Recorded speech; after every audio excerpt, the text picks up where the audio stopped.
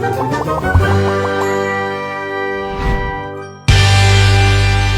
Stories की दुनिया।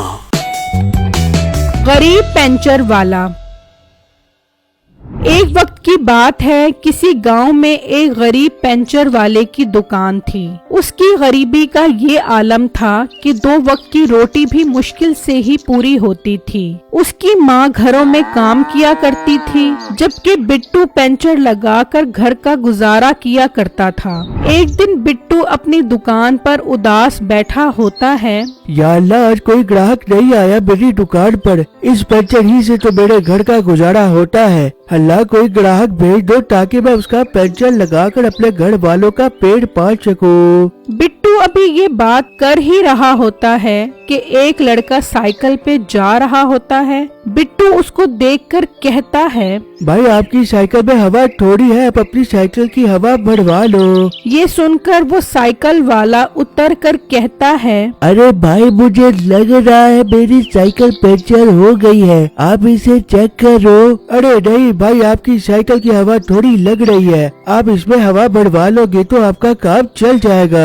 अरे ये तुम्हारी साइकिल है या मेरी साइकिल? मुझे ज्यादा पता है या तुम्हें ज्यादा पता है? इसका पंचर चेक करो। ठीक है भाई, मैं इसका पंचर चेक करता हूँ। फिर बिट्टू साइकिल का पंचर चेक करता है तो उसमें कोई पंचर नहीं होता।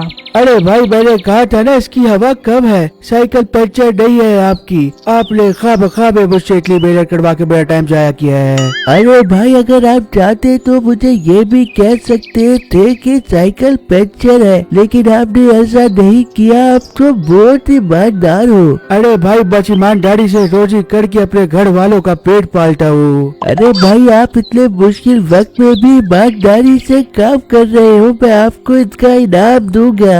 फिर वो ग्राहक बिट्टू को ईमानदारी के पैसे देकर वहाँ से चला जाता है। शाम में बिट्टू घर जाता है तो उसकी माँ उसे खाना देती है। अम्मी जान, आपने आज फिर दाल बढ़ाई है। आपको पता भी है मुझे दाल पसंद नहीं है। बेटा, जितने पैसे तू कमाता है उससे दाल ही बन सकती है। अब मैं मुर्ग मुसल्लन तो बना नहीं सकती इन पैसों से। हाँ बेचारा, बात तो ठीक कर रही हो। अच्छा, अभी मुझे याद आया, आज मैं दुकान पर बहुत उदास बैठा हुआ था कि एक ग्राहक मेरी दुकान पर आया। वो मेरी ईमानदारी से इतना खुश हुआ कि मुझे 100 रुपए का इनाम देकर चला गया।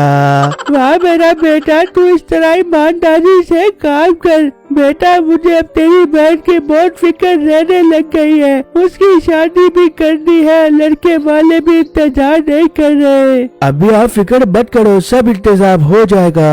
बेटा, कैसे फिक्र ना करूं? एक तो वो मालकन बहुत बदतमीज है, जरा सा काम गलत हो जाए तो वो मुझे बहुत बुरा भला कहती है। मैं सोच रही हूँ कल उससे अपनी बेटी की दहेज के पैसे मांगू, इस तरह तेरी बहन की शादी हो जाएगी।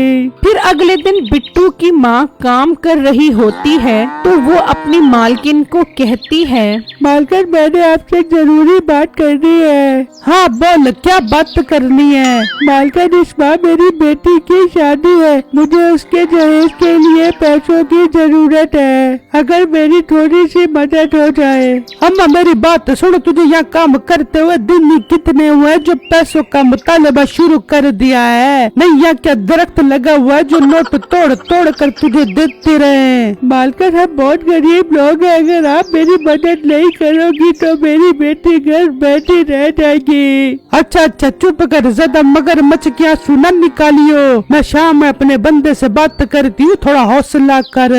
फिर शाम में उसका शौहर मीठा आता है तो नसीबो कैंची उसे कहती है, हाँ मिट्टे, खड़ा लगा दूं तेरे लिए, बहुत थका हुआ आया लगता है। अरे बेगम, आज बहुत थक गया हूँ, मेरे लिए खाना भी लगा और आज जरा मेरी टांगे भी दबा, काफी थकन हुई पड़ी है। मिठे, ज्यादा फ्री होने की जरूरत ना है, हाथ पकड़ा रही हूँ तो हाथ पकड़, बाजू न पकड़ियो। तेरी बीवी हूँ, तेरी नौकरानी नहीं हूँ जो भाग भाग के तेरे पाँव दबा दूंगी। अरे बेगम, क्या हो गया? एक तो तू गुस्सा बहुत जल्दी कर जाती है, अब बंदा मजाक भी ना करे। मिठे मजाक को छोड़, अपने घर जो काम वाली आती है वो पैसे मांग रही थी, कह रही थी कि मैंने अपनी बेटी की शादी करनी है। तो तूने क्या कहा उसे?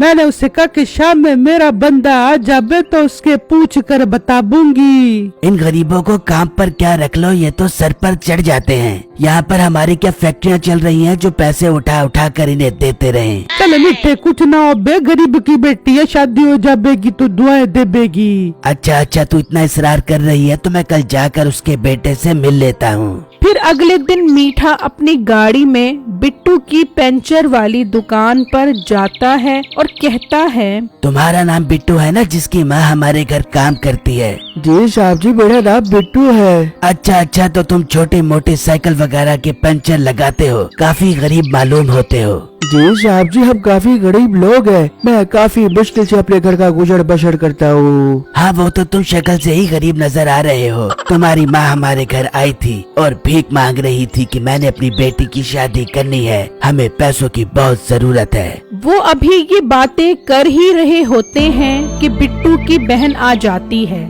बिट्टू भाई, अम्मी आपको बुला रही हैं, आकर खाना खा लो। अरे शबिया, तुम यहाँ क्यों आ गई? तुम्हें घर पर बैठना चाहिए था पर्दे के साथ। लड़कियों का इस तरह घर से बाहर निकलना अच्छी बात नहीं होती। अच्छा भाई, मैं घर जा रही हूँ, आप घर आकर खाना खा लेना।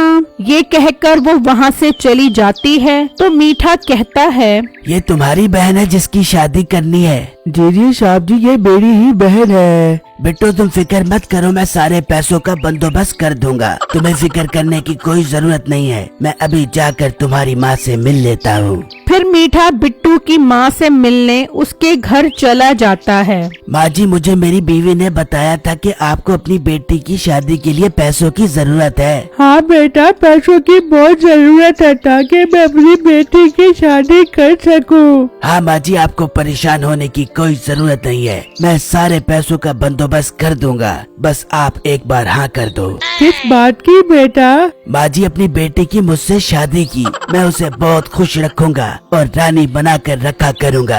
बेटा तुम शादीशुदा हो, तुम्हें ऐसा नहीं कहना चाहिए, और वैसे भी मेरी बेटी का रिश्ता पक्का हो गया है। माँ जी, तुम तोड़ दो वहाँ से रिश्ता, वो बहुत बुरे लोग हैं और बहुत गरीब हैं, मैं बहुत अमीर कबीर हूँ। अम्मा आप आज रात सोच लो, मैं कल आपके पास रिश्ता मांगने के लिए दोबारा आऊँगा। ये कहकर मीठा वहाँ से चला जाता है। अगले दिन बिट्टू की माँ मीठे के घर जाती है और उसकी बीवी को सारी बातें बता देती है। अम्मा, तूने सारी बातें बताकर मुझे बहुत अच्छा किया है। अब तेरी बेटी की शादी के सारे पैसे मैं दे दूंगी, तू फिक्र न करियो। तू मुझे बस ये बता, वो कल तेरे घर कितने बजे आएगा? मालकिन, वो शाम को आएगा मेरे घर। फिर शाम में बिट्टू की माँ बैठी होती है कि मीठा आ जाता है। हाँ माँ जी, फिर क्या सोचा आपने मुझे दामाद बनाने के बारे में? बेटा मैं शादी तो कर दूं, लेकिन तेरी बीवी क्या सोचेगी? माँ जी, आप उस बिन बतौड़ी नासा चोरी के बारे में फिक्र मत करो, मैं उसको मार मार के घर से बाहर निकाल दूंगा और उसकी नासों में उंगलियां तुन के भाग जाऊंगा। मीठा अभी ये कह ही रहा होता है कि नसीबो कैंची अंदर आ जाती है। अरे बेगम, तुम यहाँ कैसे आ गई? मुझे छोड़, तू यहाँ क्या करने आया है? अरे बेगम, वो तो मैं अपनी छोटी बहन की शादी के लिए पैसे देने आया था। ओहो, बहुत प्यारी बच्ची है, बस इसकी शादी हो जाए तो मुझे सुकून मिल जाएगा। बेटे तुझे सुकून तो मिल जाएगा, लेकिन मुझे सुकून ना मिले। तूने मेरी नासों में उंगलियां तुन कर भागना था, मुझे अम्मा ने सब कुछ बता दिया। बेगम, मुझसे गलती हो गई, मुझे माफ कर दो। ना मिट्टी, अब तू इस लड़की का निकाह खुद पढ़वाएगा। फिर मीठा उसका निकाह पढ़ा देता है। बाजी, आपको निकाह कबूल है? मेरी इस वीडियो को लाइक और मेरे चैनल को सब्सक्राइब जरूर कीजिएगा और मुझे कमेंट बॉक्स में जरूर बताइएगा कि आपको मेरी स्टोरी कैसी लगी। शुक्रिया।